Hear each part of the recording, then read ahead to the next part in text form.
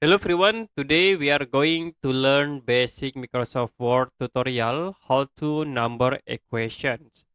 So we'll go to insert and then click equations. As example in here, we can set this fraction. Like I will set in here into x and y.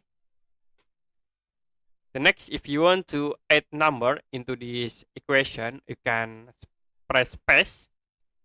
The next hashtag. Now in here I will use the bracket number 1 and you can press enter. It will be automatically create the number. So I will create again in here. You can insert the equations. I will use another options like this option integral. Like I will set into x. Now you can press space again. After space, you can hashtag. Okay, we can bracket again number 2. Press enter to set the number.